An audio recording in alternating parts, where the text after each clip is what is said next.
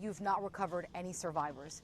Does that mean you presume that all 18 people missing are dead? We're making now keep in mind there were, and I don't want to have confusion here, there were some folks that were on the scene that left. We talked about that, that were involved. Those are not including that. At this time, again, and I want to reiterate the comment that I made, I can tell you that more than 300 people have been through almost every square inch of this facility, and at this time we've recovered no survivors. So does that mean you're holding out any hope for survivors? Ma'am, I never want to give up hope. Hope's always in my heart, but I don't want to give false hope either. Right, you said you're checking DNA, right? Well, again, we are doing the DNA, but we're going to have to slow walk that because of the scene, the way that the scene is, and as devastating as it is for any type of true confirmation. Sheriff, does that mean you're no longer in the search? Any bodies found?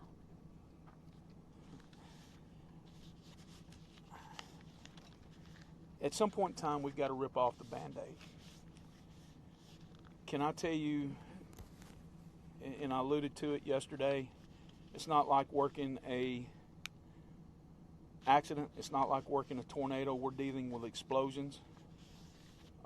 And I would say at this time we're dealing with remains. Sheriff, are you still in the search and rescue phase, or are you now in recovery? We're moved into recovery, sir. As of currently, we're in the process of the identification of the remains.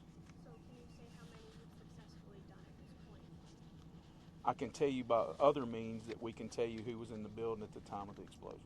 I know you can say whether they're alive or dead. I'm sorry, sir. I'm just trying to, what can we tell people? There's 18 people missing as of last night. What can we say now? I think the expectation of anyone that was inside that building and anybody that we can probably make the assumption, and I'm not even going to use the word assumption, I think that we can utilize, well, I have to use that word, forgive me, we can assume that they are deceased at this time. You said that you saw things that were more volatile. What exactly do you mean by that? Well, there's we're dealing with the type of facility that we're talking about, and I'll come back to you in just a moment. The type of facility, the ordinance, the type of facility that this is, the things that they deal with, how they make it. It's more explosive devices, and when we have explosive devices of that we don't know their gas makeup that's changed, the compound makeup has changed. I'm not a chemist. I don't want to get into even try to get over into all of that. But when these professional folks tell me that we have a very volatile scene and that we're going to have to be extremely slow and methodical, and that's what we're going to do. So, have you ruled yes, out foul play? Hold on, sir. Sheriff, you said the situation is developing. So is the public safe? Can we anticipate more detonations possibly? Well, we can possibly. We are going to possibly have some of those that we're going to have to dispose of in some way, form, or fashion. We have got it set up and arranged to where we're going to have a notice that's going to come out to you guys, as well as trying to put it out to the community if that does take place or when that takes place, and we will try to answer that. Sheriff, have you ruled out foul play?